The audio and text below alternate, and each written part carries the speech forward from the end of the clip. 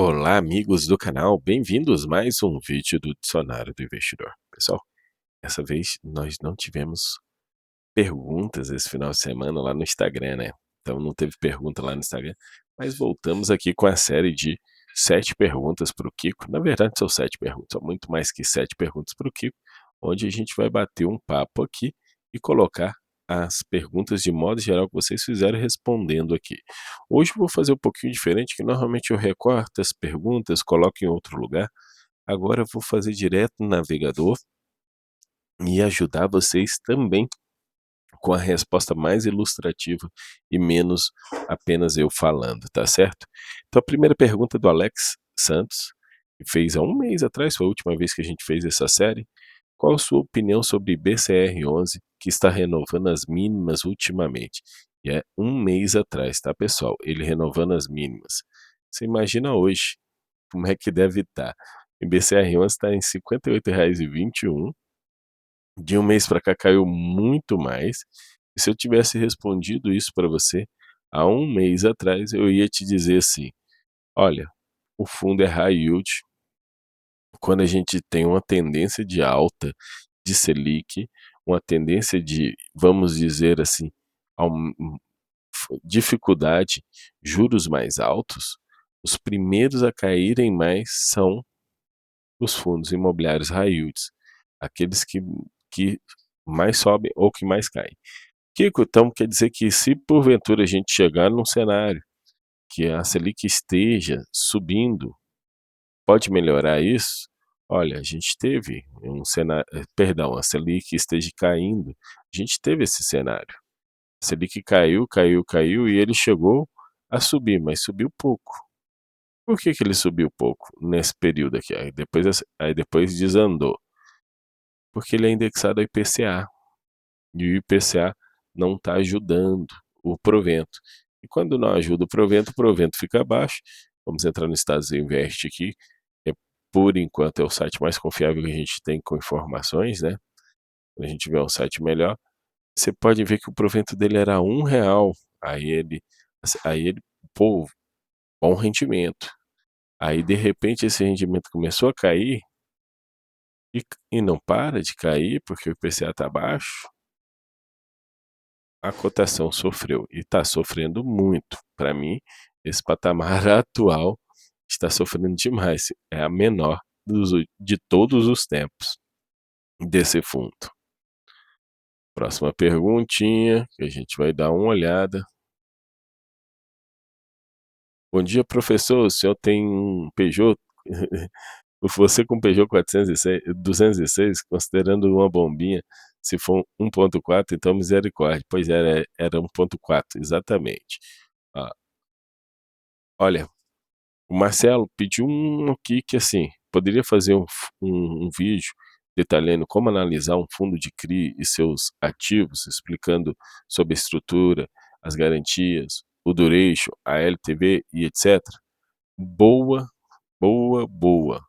Já que você está pedindo um vídeo, não a explicação. Vou fazer sim. Está anotado na minha aqui, está anotado aqui. Já fiz vídeos separados explicando o que é garantia, o que é duration, o que é LTV, mas eu nunca fiz um vídeo analisando para a gente poder dizer se ele é high yield ou high grade. O Vitor França diz aqui, ó, nunca fiz reserva de emergência. Comecei agora a fazer reserva de oportunidade e pretendo para os dois fins. Se precisar de emergência, eu uso. Se precisar, boas oportunidades. Vitor, só lamento você nunca ter feito, porque você ainda não teve emergência. Quando a gente tem emergência e tem reserva de emergência, não estou falando da emergência de gastar 2, 3 mil reais, não. Estou falando da emergência mesmo de gastar 4, 5, 8 mil reais. Eu já tive. Já tive emergência que eu precisei desembolsar 5 mil. Cara, se desembolsar 5 mil do bolso agora, eu não tenho condições, aí eu vou ter que passar no cartão de crédito, parcelar, que não tem reserva de emergência desse jeito. Aí os caras, agora você tem 5 mil no bolso, eu não só tinha no bolso por causa da minha reserva de emergência, como eu paguei só 4 mil, porque eu paguei à vista e negociei. Reserva de emergência é essencial. ah, começa os fundos que não deram certo com Thor de 11. Poxa, poder é muito fácil fazer essa, né. Mas sim, esse comentário do Christian, é porque eu falei, eu vou fazer uma série fundos que não deram certo.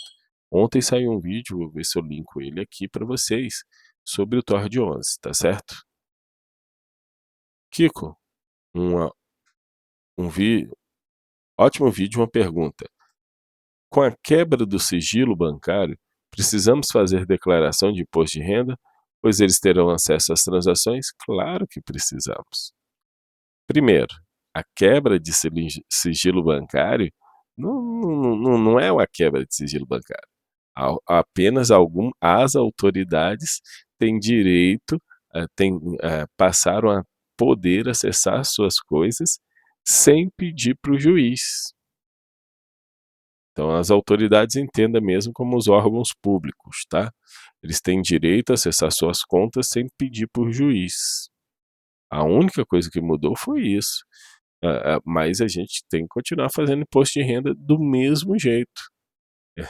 Eles não vão, eles não sabem de onde que aquele dinheiro que você recebeu.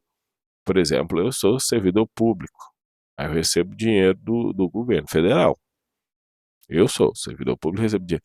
Eles não sabem se esse dinheiro que eu recebi foi salário ou foi uma venda que eu fiz para o governo federal.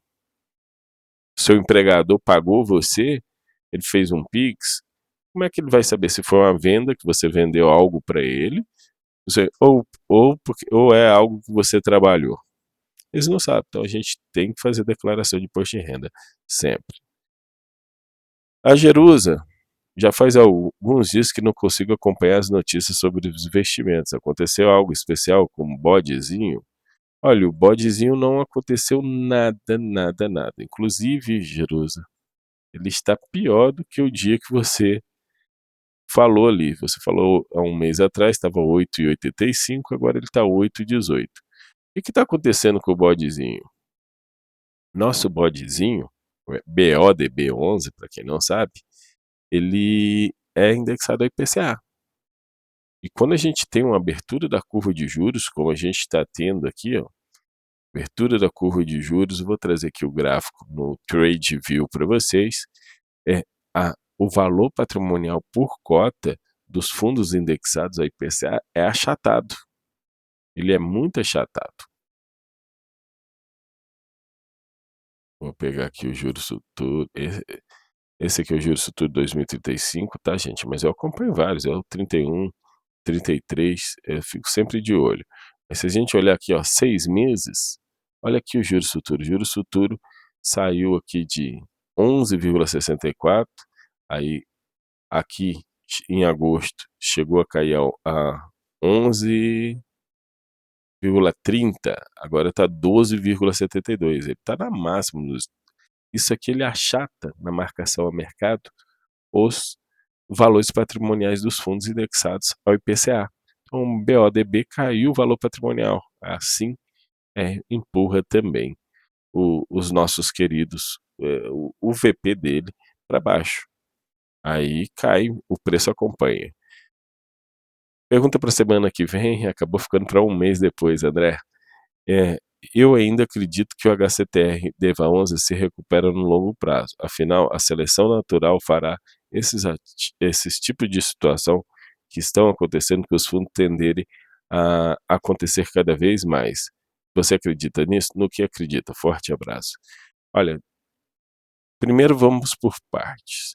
A grande dificuldade que o pessoal tem é que não existia antes de HCTR e DEVA 11, tem mais fundos que investem nesses CRIs, mas não existiam CRIs de multipropriedades do tipo que são resorts. Por quê? Não é registrado no cartório esses contratos de compras de resorts. Eu não sei se você já comprou algum resort em Caldas Novas, em Gramado, ou até mesmo aqui em Palmas. Aqui em Palmas tem um resort que é financiado pelo RPR11. Como é que eles funcionam? Você está comprando um quarto para utilizar apenas 7 dias por ano. além de você, mais 52 pessoas estão comprando esse quarto. Aí fizeram CRIs do One, do Gramado Parques, fizeram CRIs utilizando os lastros dessas vendas por trás. Então, e aí essas vendas que estão por trás dão muito problema, dá muito distrato, mas muito, muito distrato mesmo, porque a pessoa está lá de férias, empolgado, o vendedor enchendo o saco, ela vai e compra no resort. Aí depois de 3 meses tem que pagar as contas da férias e tudo, aí olha assim, ah não, vou cancelar esse negócio aqui, aí vai lá e faz o distrato.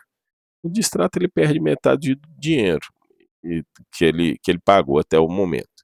Mas isso sim é o que está acontecendo e de repente as empresas que fizeram esses CRIs estavam tendo mais distratos do que vendas. Esses números a gente via anteriormente sendo feitos nos relatórios, agora eles não entregam mais esses números, né? Aí a gente tinha mais distratos do que venda. Logo, os caras estavam perdendo dinheiro, dinheiro que eles já tinham até usado os lucros para terminar as construções dos resorts, dos hotéis, eles tinham que devolver. Como é que devolve se não tem o dinheiro? Aí o que, que pode acontecer? Aí a gente já viu no Torre 11. Esses resorts acabam valendo menos do que foi emprestado a eles. Bem menos que foi emprestado a eles. Então, o problema é esse. Eles, de repente, esse preço que o mercado está dizendo hoje que eles estão valendo, seja realmente o preço que vale as dívidas que eles têm para receber. O que o mercado acha que é o que eles conseguem receber de volta. Só não acho que vai piorar, tá? Eu acho que já está ruim. Kiko, gostaria de alugar meus FIIs e ações, mas não sei controlar isso para informar no imposto de renda. Nesse caso, devo informar os rendimentos na declaração anual? As informações que eu recebo da corretora no informe anual, sempre faço controle para facilitar. Então vamos por parte, né? Como não vendo nada, seria legal alugar os ativos. Sim, aqui já começa, essa afirmação sua é verdadeira. Se você não vende nada, aluga seus ativos, não tem problema. Agora, não precisa se preocupar nesse controle aqui, tá? Não precisa, por quê? As informações você vai receber tudinho no informe anual da corretora, não é dos ativos. Então, se você, Josiano, aluga as suas ações, aluga, não se preocupe, simplesmente pegue o extrato da corretora e vai lá, perdão, o informe anual da corretora e vai lá e declara, vem certinho. E o aluguel que a gente recebe, a gente coloca como rendimentos com exclusividade, com tributação exclusiva na fonte. É igual lançar um CDB, um ganho com CDB ou um ganho com Tesouro Direto, tá certo? Que não seja indicação, mas podia para o seu gosto, 5 melhores gestores, na minha humilde opinião. Poxa, ó, Credit Suisse, que agora os fundos dela foram comprados pela Capitânia, mas aí eu não digo que a Capitânia é uma das 5, mas o braço da Credit Suisse, que está na Capitânia, é uma das 5 melhores. A Quineia, a Redge, aí eu vou de HSI, que tem, perdão, não HSI, é o AFHI, a gestora é do AFHI, a gestora da AFHI, e eu vou colocar aqui também no balde, assim, como uma das melhores gestoras, a Sparta, tá certo? Sparta. Então, esses são as 5 melhores gestoras atualmente, porque pode-se dizer que são 5 melhores gestoras de todos os tempos dessa semana, porque a gente pode mudar de ideia semana que vem, de acordo com o desenrolar que estão acontecendo. Então, a gente vê aí. Então, essas são as 5. Kiko, Vino 11 continua caindo, ainda aquele problema de inadimplência do inquilino, o Vino 11 ainda continua caindo há um mês atrás. De lá para cá, teve mais queda. Nem tanto, né? Nem tanto. Chegou a ter mais queda, mas já recuperou. Sim, era o problema com a WeWork, mas é o problema também que todo mundo sabe que ele tem renda não recorrente, e essa não recorrente vai acabar um dia. Aí o pessoal está precificando ele para um rendimento de 1%. Então, Vino 11, sim, a WeWork entrou em um acordo com o Vino 11, tá? Por isso que até deu essa subidinha aqui, ó. Deu essa subidinha, entrou em um acordo, vai pagar os atrasados e vai sair do imóvel. Mohamed, se eu comprar um FII sem ter dinheiro, quanto tempo preciso repor? Se você for numa loja e ela demora 30 dias para te cobrar um negócio, e você comprar sem ter dinheiro, você tem que pagar daqui 30 dias. Eu posso dizer que são 2 dias, porque é cobrado da sua conta 2 dias depois. Se eu comprar um fundo hoje, sem ter dinheiro, e amanhã vender mais caro no swing trade, pode, mas você vai ter que botar o dinheiro mesmo assim. Porque se você compra um fundo hoje, sem ter dinheiro, vai te cobrar daqui 2 dias. Mas você vendeu amanhã, mas a sua venda de amanhã só vai vir mais 2 dias para frente. Então, comprou fundo imobiliário, comprou renda variável, tem que botar o dinheiro na conta. Esse negócio de ficar dando uma de espertinho, a gente só quebra a cara, paga multa e juros. Não vale a pena. Bom dia, Kiko. Estou investindo no GGRC e no RVBI. O que você acha? São bons fundos para o longo prazo? A pergunta deveria terminar bem aqui. Porque todo fundo imobiliário somente para longo prazo. Você não compra fundo imobiliário para curto prazo. O colega ali de cima, sem dinheiro, provavelmente estava pensando nisso. Mas não é. Todo fundo é para longo prazo. Então, GGRC para mim é um bom fundo, está fazendo uma boa gestão atualmente. Já teve um momento que a gestão assustou, mas eles nunca pisaram na bola. Tem imóveis não tão óbvios, quando eu digo não tão óbvios, é que a localização não é muito boa, mas ele comprou barato. Então, no final das contas, compensa. Já o RVBI é um fundo que está distribuindo um pouco mais do que o seu recorrente, então pode acontecer que caia o preço, né? Se cai o rendimento, eu acho que não vai cair, que eles vão tirar um coelho da cartola e conseguir fazer um rendimento mantendo 75, mas também é um fundo que normalmente é bem tranquilo, o RVBI. Os dois estão caindo de preço ultimamente porque está tudo caindo de preço. O Krause, bom dia, Kiko. Excelente maneira de começar o domingo. A minha dúvida é, com o aumento da Selic, ou ela ficando acima dos 10, os fundos imobiliários, mesmo com esse taxando os dividendos, eles não vão taxar os proventos de fundos imobiliários, tá? Só fica bem claro isso. Eles vão taxar os dividendos de empresas. No futuro, a curto prazo, ainda é uma boa opção?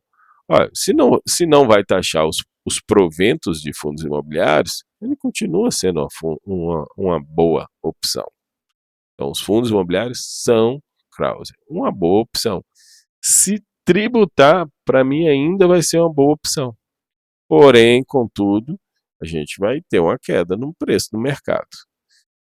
O momento de tributar seria no momento de alta, agora não pode nem pensar.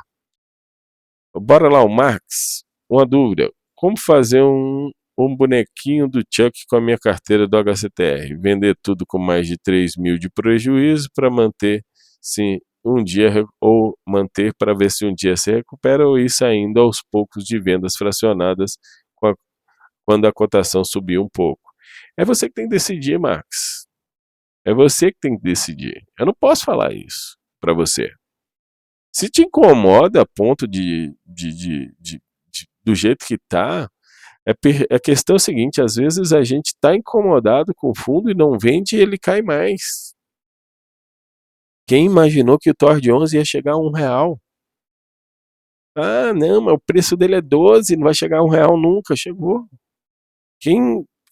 O que pode acontecer para o HCTR de repente chegar a R$ 10? E você ainda aqui na dúvida se vende ou se não vende. Se você não gosta, vende. Teve até uma pessoa aqui que comentou: estou fazendo a minha situação, mas com a participação pequena da carteira, vou receber os dividendos e não pretendo vender. Aí pronto. Se é pequena a participação, se perder, perdeu. Se não perder, eu estou ganhando bom provento. Mais ou menos isso. VSHO tem pendência fiscal? Não, não tem pendência fiscal. VSHO não foi notificado pela Receita Federal sobre nada. Isso, Receita Federal. Agora, em relação a IPTU ou algo parecido, eles estão com um probleminha lá, mas não é questão de documentação, não é questão de pagamentos. Vamos lá. Ixi, bicho, tarde demais para eu te responder, né? Kiko, eu já te respondi, né? Kiko, tem 160 cotas do BCFF11 a um preço de R$ 11,54. Esse valor se deu porque na época eu comprei o fundo base 100 e quando houve desdobramento de ações caiu para esse preço. Se eu comprar mais cotas para diminuir o meu preço médio até chegar ao valor da liquidação, ao próximo dele, mesmo assim que a administradora vai descontar o IR, essa seria uma boa estratégia para diminuir o prejuízo e obter algum lucro? Vamos lá, aqui ó. Se você vai comunicar o seu preço médio para o administrador, ainda não iniciou o período, hoje iniciou ontem, tá? Você teve prejuízo e não irá descontar imposto de renda para você. Não temos garantia nenhuma que você vai ter lucro nessa operação, amigo. Vai que no primeiro dia de negociação na bolsa do BTHF11, ele cai 20% no mercado. Então você comprando mais cotas do BCFF11 para receber mais cotas do BTHF11, você imagina se ele cai 20% no primeiro dia. Olha o tamanho do prejuízo que você tomou. Olha só o tamanho do prejuízo que você tomou. Então, realmente, não dá assim para a gente dizer o que pode acontecer, o que é bom, o que é ruim. Bom dia, vendi 19 mil em ações e 5.400 em BDR, mesmo assim, sem lucro, no mês, teria que pagar alguma DARF? Aqui não ficou claro, amigo. Se você teve lucro com ações, né? Não sei se foi a BDR sem lucro ou tudo. Mas assim, você não tem que pagar. Se não tem lucro, você pode vender 70 milhões de reais no prejuízo, você não paga DARF, você não paga imposto. Imposto de renda é sobre renda que você teve, não sobre suas vendas. Se você não teve renda, ou seja, não teve lucro, não tem prejuízo. Bom dia, RBVO é furadas? RBVO é um fundo com prazo determinado e irá acabar. Deixa eu explicar isso aqui para você, Silvando. Silvando, RBVO, o pessoal olha pelo valor, né? Ele custa R$6 e se você for ver, ele vem caindo 54%. Olha que fria, bicho. Aqui eu avisando o pessoal, não entra nesse trem. Mas teve gente aqui que achou que ele ia dar grana. Comprou aqui, aqui, ó, subiu pra caramba. Primeiro, ele não tem liquidez, mas a coisa mais importante que tem que saber sobre esse fundo, que esse fundo tem prazo determinado. Esse fundo tem prazo determinado, tá até prazo determinado. O que é prazo determinado? Ele sabe quando ele vai ser terminado, ele vai acabar. É um fundo que vai acabar. Ele entrou para um propósito, depois do propósito ele vai encerrar. Então é um fundo que vai acabar. E quando ele acabar, o que é pago para o cotista? O valor patrimonial por cota. R$ 5,61. Só. Aí tu vai lá e paga R$6. Ou pior, paga 13. Ou pior ainda, teve gente que pagou R$27 para ganhar quando o fundo acabar. 5,61. Então, o fundo vai acabar, tá, pessoal? Quando o fundo vai acabar, você tem que tomar muito cuidado. Primeiro, aquele informe ali, Esse 5,61 é o informe mensal do mês de setembro. Se ele tivesse pago alguma coisa em setembro, você tem que subtrair, e fica mais baixo. Mas pelo menos é isso mesmo. O fundo vai acabar, e é isso aqui, a pessoa já vai perder 10% aí. É brincar. Pessoas, é fria, é furada. Você não fazer uma pergunta dessa, você não entrou nem no status invest para ler os dados. Aí você vai aqui, então vou olhar os relatórios. Leia o relatório dele. Leia o relatório dele. Prazo de duração do fundo, 18/12/2024. O fundo vai acabar em 2024.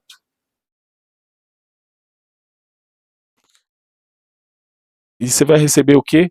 O valor patrimonial por cota. É fria. Você nem entrou dentro do relatório. Tem que entrar. Ó, se você entrasse no status invest, você já via que era prazo determinado. Entrou dentro do relatório, você vê, vai terminar em 2024. Aí o valor patrimonial do cota é 5,61, o pessoal no mercado está pagando 6,47. É como se você estivesse comprando com uma nota de. Pagando R$ 6 por uma nota de R$ 5. Ó, na DRE disponível na página 5 é demonstrado um novo patamar de receitas do fundo a partir de julho de 2024. Aí, a receita do fundo antes era 17 mil reais, aí caiu para 1.000 reais. Só que ele tem as despesas, né? Ele tem as despesas, então ele tá sem resultado. Esse fundo não tem mais resultado. O fundo está acabando. Ele vai agora só receber o resto que tem que receber e entregar para o cotista.